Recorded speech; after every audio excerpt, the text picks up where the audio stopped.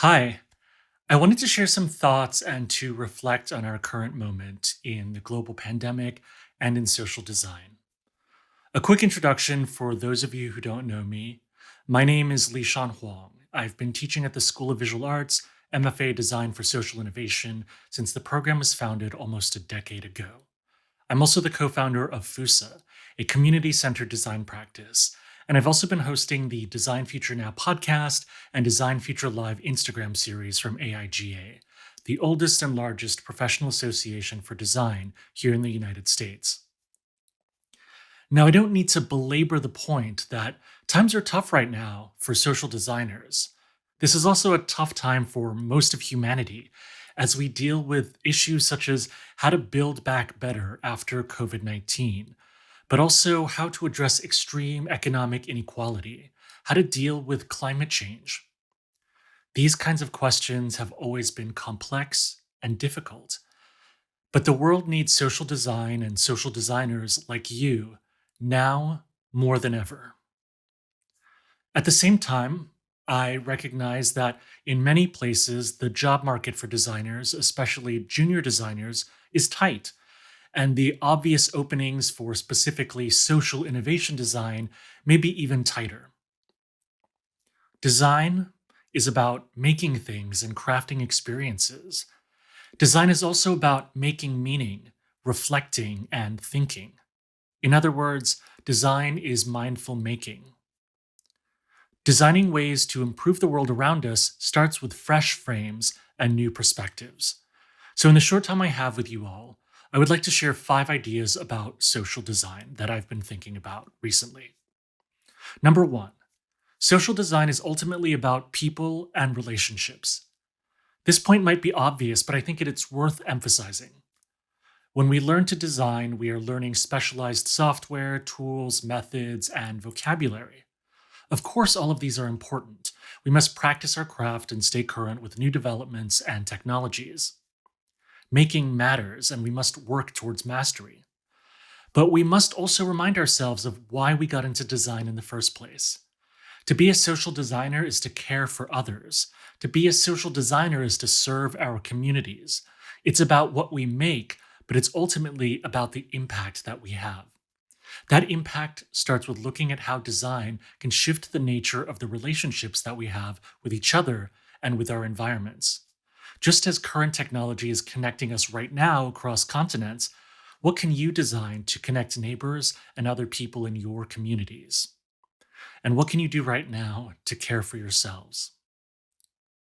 Number two, social design is more than a profession, it's a path, it's a way. All too often these days, perhaps too often, we define ourselves by our jobs, our professions. I'm thinking here of the Chinese word 职业. This is embodied by the common and sometimes annoying question we get when we meet someone new. What do you do? I think many of us find this to be a challenging question. I could answer, I'm a designer, and then the usual follow up question, what kind of designer?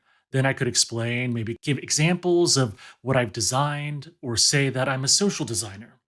Again, for many people, that would require some more explanation, if they have the interest or the patience to listen to me go on about it, of course. Unfortunately, I don't have an easy solution to the what do you do question.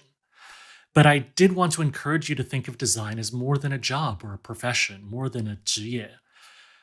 I don't have a perfect alternative, but I was thinking of this word dao, not just a literal road or a path, but the more literary, metaphorical, and spiritual sense of the word.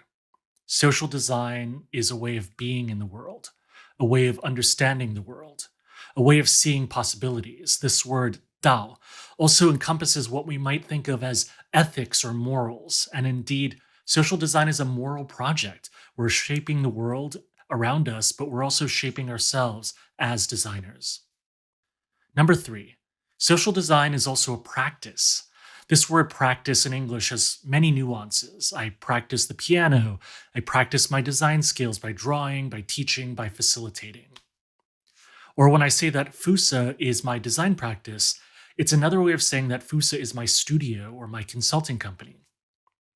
The meaning of practice that I want to focus on is the first one, which I think corresponds best maybe with the Chinese word 练习. Practicing design is what makes us designers. I recognize that you may be facing challenges in making design your profession right now, in getting a job or finding clients for freelance work. I want to encourage you to persist, to keep going, to keep trying. This too is part of the design practice. And to keep on practicing design, whether it's in the form of personal projects that only you will ever see, or designing for your family, design for your friends, your neighbors, your local community. As I'm recording these words, we find ourselves in a kind of limbo. A lot of what happens next depends on public policies and the hard work of healthcare professionals and other people trying to get other people vaccinated to reopen schools, businesses, and other public places. Look for the small local opportunities that could benefit from design. How do we design ways to reconnect with friends and family that we haven't seen in person for over a year? How do we mourn and reflect on the losses suffered during the pandemic? And how do we move forward with more inclusive, perhaps hybrid ways of gathering and ways of learning? Number four, hold the contradiction between optimism and dissatisfaction. As designers, we perpetually manage this tension between optimism and dissatisfaction. Even in the face of great challenges and hardship, designing requires us to hold on to a small flame or even a tiny spark of optimism. Without it, what's the point? We are optimists when we see opportunities for design to make the world more beautiful, to make things work better for people, to enrich our learning and social experiences. We are optimists when we know that the world can be better than how it is now. At the same time, this also means that we as designers are condemned to always being dissatisfied. There will always be something that can be improved about the design of a product or a service. This isn't a problem that can be solved. It's the nature of practicing design and being a designer. Gaining wisdom as a designer means learning to deal with this inherent tension, learning when something is good enough for now, while continuing to think through how you could improve something next time in another iteration. Number five, design is creation and destruction. It's creative destruction. Creation and destruction form another paradox or tension in design. There are costs and trade offs to everything we create. For example, printing a poster requires paper. That paper comes from trees. Designing an app or other online software requires a computer to run it. That computer requires energy that comes from somewhere. So every act of creation comes at a cost, a price, a sacrifice. Every design decision is a trade off. This highlights the weight and the responsibility of being a designer. But my intention in sharing this is not to discourage you from action, from making decisions in the face of incomplete or imperfect information. Social design, of course, requires rigor and an understanding of the systems and communities that we are designing for and with. But there will always be the unknown and the mysterious, just beyond the limits of our knowledge. Embrace it, and embrace design as a sacred practice. Thank you.